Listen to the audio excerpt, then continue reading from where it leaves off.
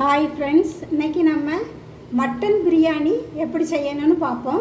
Mutton பிரியாணியும் இன்றைய தகவலும் பார்ப்போம். மட்டன் பிரியாணி செய்ததுக்கு ஒரு எலுமிச்சம்பழம், கொஞ்சம் மல்லி இலை, ஒரு சின்ன சைஸ் தக்காளி வெட்டி வச்சுருக்கேன், 3 பச்சை மிளகாய், ஒரு 3 பல்லாரி, கொஞ்சம் மீடியம் சைஸ் பெரிய பல்லாரியே எடுத்திருக்கேன், பெரிய பல்லாரி 3 பல்லாரி வெட்டி வச்சுருக்கேன், இஞ்சி பூண்டு பேஸ்ட். அடுத்தால மட்டன் அவிச்சு வச்சுருக்கேன்,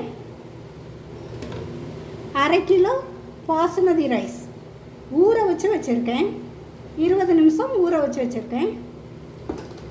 தாளிதத்துக்கு பட்டை, கிராம்பு, ஏலக்காய், சோம்பு எல்லாம் பிரிஞ்சி இலை இவ்வளவும் எடுத்து வச்சுருக்கேன். இது பொடி பண்ணுறதுக்கு இவ்வளோ சைஸு பட்டை, அன்னாச்சி பூ, கிராம்பு, ஏலக்காய் இவ்வளவும் நம்ம பொடி பண்ணி லைட்டாக தீயில் வெறும் சட்டியில் நம்ம வறுக்கணும். வறுத்து இதை பொடி பண்ணி வச்சுக்கிடணும். இதுதான் பிரியாணிக்கு இந்த பொடியை தான் போடணும். புதினா,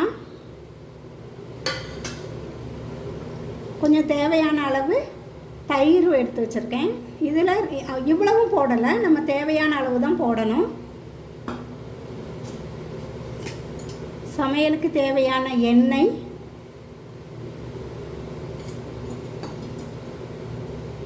நெய். இப்போ நம்ம பிரியாணி எப்படி செய்யணும் அப்படின்னு பார்ப்போம். நான் இந்த பிரியாணி பொடி ஏற்கனவே வறுத்து பொடி பண்ணி வச்சுருக்கேன். அதை இப்போ எடுத்து வச்சுக்கிட்டேன். இப்போ அடுப்பை பற்ற வச்சு பாத்திரத்தை அடுப்பில் வச்சுக்கிடுவோம்.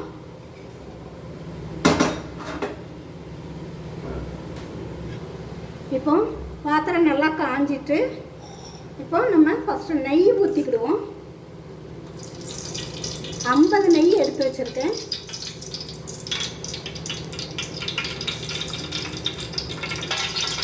நெய் கூட இப்போ எண்ணெயவும் சேர்த்துக்கிடுவோம். எண்ணெய் நல்லா காயட்டும், நெய்யும் எண்ணெயும். அதுக்கப்புறம் தாளிதம் பண்ணுவோம். எண்ணெய் நல்லா காஞ்சிட்டு இப்போ தாளிதத்துக்கு தேவையான பொருட்கள் கிராம்பு, ஏலக்காய் எல்லாம் போட்டாச்சு. சோம்பு, பட்டை, இஞ்சி எல்லாம் போட்டாச்சு. இப்போ பச்சை மிளகாய் 3 பச்சை மிளகாவை நொடிச்சு இப்படி போடணும்.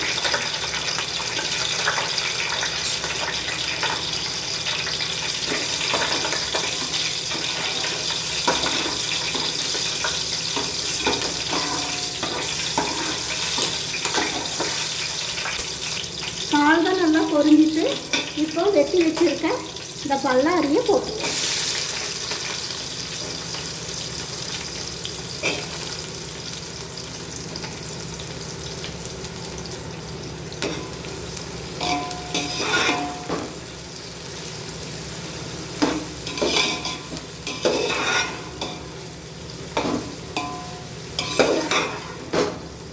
நல்லா வதங்கணும்.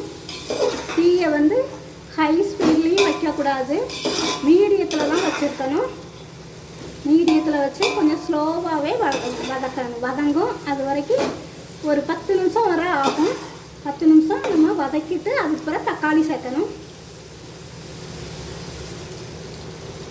இது பாருங்கள், ஓரளவு லேசாக வதங்கியிருக்கு, இன்னும் வதங்கணும்.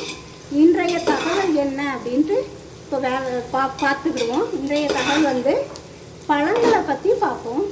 பழங்கள் என்னென்னா, ஆப்பிள் பழம் நம்மளுக்கு ரொம்ப உடம்புக்கு நல்லது அப்படின்னு தான் நம்ம சாப்பிடுவோம். அது என்ன நன்மை அப்படின்னா, நம்ம மூளையில் இருக்க செல்கள் அழியாமல் பார்த்துக்கிடுது. ஆப்பிள் பழம் சின்ன பிள்ளைங்கள்லேருந்து பெரிய ஆள் வரைக்கும் எல்லோரும் சாப்பிடலாம். அது மூளையில் இருக்க செல்கள் அழியாமலும் பார்த்துக்கிடுது. நரம்பு மண்டலத்தையும் பாதிக்காத அளவு நரம்பு மண்டலங்கள் பாதிக்காத அளவு பாதுகாத்துக்கிறது. இவ்வளவு வதங்கியிருக்கு. இன்னும் கொஞ்சம் வதங்கணும். இன்னும் கொஞ்சம் ஒரு 2-3 நிமிஷம் வதங்கினதும் தக்காளி சேர்த்துடுவோம். இப்போ நல்லா வதங்கிட்டு இப்போ புதினாவை சேர்த்துட்டு அந்த தக்காளியும் சேர்க்கணும். புதினா பொடிசாக கட் பண்ணி வச்சுருக்கேன். இப்படி அரைக்காமல் புதினாவை பொடிசாக கட் பண்ணி தான் சேர்த்துருக்கேன். இதை லேசாக வதக்கிட்டு அந்த தக்காளி சேர்த்துக்கணும். தக்காளி சேர்த்துட்டு தான் இஞ்சி பூண்டு பேஸ்ட்டு சேர்க்க போகிறேன். புதினா இப்போ ஓரளவு வதங்கிட்டு இப்போ தக்காளி ஒரு சின்ன தக்காளி வெட்டி வச்சுருக்கேன் மீடியம் சைஸில். இந்த தக்காளியை இப்போ இதில் சேர்த்துருவோம். சேர்த்து தக்காளி நல்லா வதங்கணும். வதங்கின பிறகு இஞ்சி பூண்டு சேர்த்துருவோம். இப்போ இஞ்சி பூண்டு பேஸ்ட்டு சேர்த்துருவோம். தக்காளி வதங்கிட்டு இந்த ஸ்பூனுக்கு 2 ஸ்பூன் நல்லா நிறையா இஞ்சி பூண்டு பேஸ்ட்டு சேர்த்தேன். இஞ்சி பூண்டு பேஸ்ட்டோட பச்சை வாசனை போகிறது வரைக்கும் லைட்டாக வதக்கிடுவோம். இப்போ இஞ்சி பூண்டு நல்லா வதங்கிட்டு பச்சை வாடை போயிட்டு இப்போ தயிர் இந்த ஸ்பூனுக்கு 3 ஸ்பூன் தயிர், 3 ஸ்பூன் தயிர் சேர்த்து விடணும்.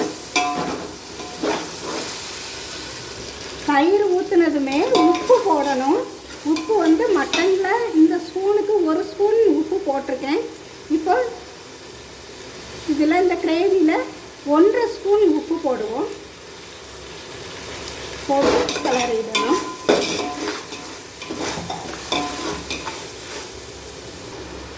இப்போ பாதி மல்லி இலை எடுத்து வச்சுருக்கேன். பாதி மல்லி இலையை இதில் போட்டு கிளறிட்டு மீதியை நம்ம இறக்கும்போது சாப்பாட்டில் போட்டு கிளறணும்.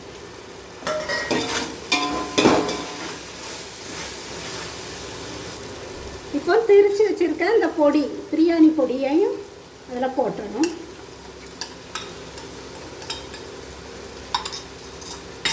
போட்டு கிண்டி கொடுக்கணும். மஞ்சள் பொடி வந்து மட்டன் வேக வைக்கும்போது மஞ்சள் பொடி போட்டிருக்கு, அதனால் இதில் போடலை.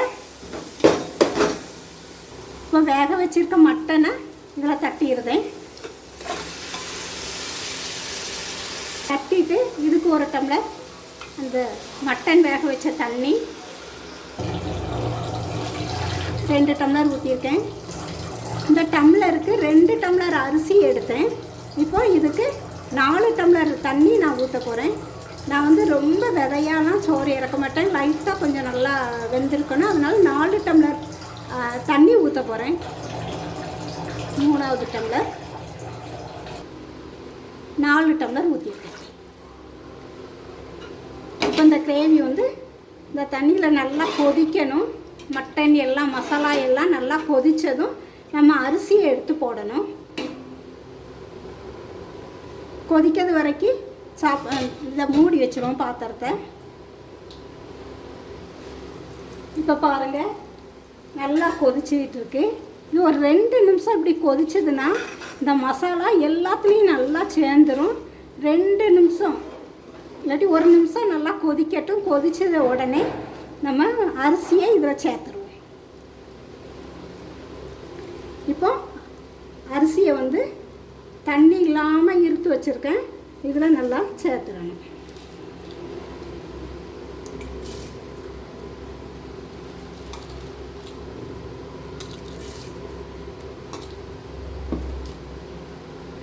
இப்போ அரிசியை சேர்த்தாச்சு. லேசாக இப்படி கிளறி விட்டு, ரொம்ப கிண்டக்கூடாது, அரிசி வந்து உடஞ்சிடக்கூடாது. இப்படி லேசாக கிளறி விட்டு மூடி வச்சிடணும். இன்றைய தகவலில் அடுத்து மாதுளம்பழம் சாப்பிடுறது எவ்வளவு நல்லது அப்படிங்கிறத பார்ப்போம். மாதுளம்பழம் வந்து பெண்களுக்கு மார்பக புற்றுநோய் வராமல் தடுக்கும். மாதுளம்பழம் வந்து நம்ம அடிக்கடி சாப்பிட்டுக்கிட்டே வந்தோம்னா பெண்களுக்கு மார்பக புற்றுநோய் வராமல் தடுக்கக்கூடிய சத்து வந்து அதில் இருக்குது. இப்போ நல்லா கொதிச்சுட்டு சோறு வந்து நல்லா கொதிச்சுட்டு தண்ணி கொஞ்சம் வற்றணும். தண்ணி கொஞ்சம் வற்றுனதும் நம்ம மீடியத்தில் வச்சிடணும். தீயை வந்து மீடியத்தில் வச்சுட்டு அதுக்கடுத்தால ஸ்லிம்மில் வைக்கணும். தம் போடுறதும் இன்னும் கொஞ்சம் தண்ணி வற்றினதும் தம் போடணும். இப்போ கொஞ்சம் மீடியமாக வச்சுருவோம். வச்சுட்டு இப்போ மூடி வச்சுருவோம். அடுத்தால மாதுளம்பழம் சாப்பிடுறது வந்து வெயில் காலங்களில் எல்லாருக்கும் நிறைய பேருக்கு வரும் மூல நோய். இதை வந்து தடுக்கிறதுக்கும் மாதுளம்பழம் நம்ம சாப்பிட்டுட்டு வந்தோம்னா இதை வராமல் தடுத்துக்கிடலாம்.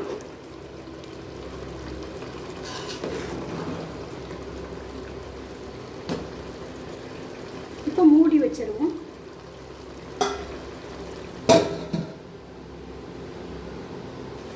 இப்போ தண்ணி நல்லா வற்றிட்டு இப்போ நல்லா ஸ்லிம்மில் வச்சுட்டு தம் வச்சிடணும். இப்போ தம் வச்சாச்சு. இன்னொரு 20 நிமிஷம் கழித்து இறக்கிடுவோம். இப்போ பாருங்கள், தம் எடுத்துருவோம்.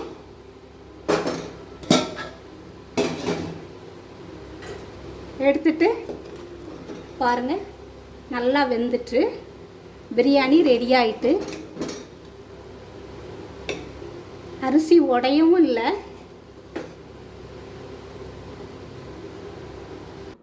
எடுத்து வச்சுருக்க மல்லி இலையும் எல்லா பக்கமும் போட்டு, அடுத்தால எலுமிச்சம்பழத்தில் பாதி பழம் புழிஞ்சு வச்சுருக்கேன். இதையும் லைட்டாக அப்படியே ஊற்றி விடணும்.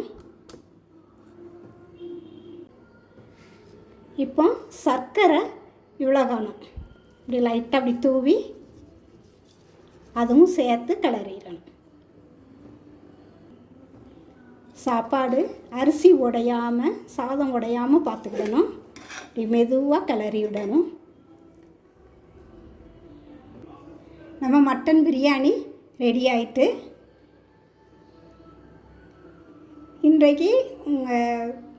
இன்றைக்கி சொன்ன தகவல்களும் உங்களுக்கு பிரயோஜனமாக பயனுள்ளதாக இருக்கும்னு நினைக்கிறேன்.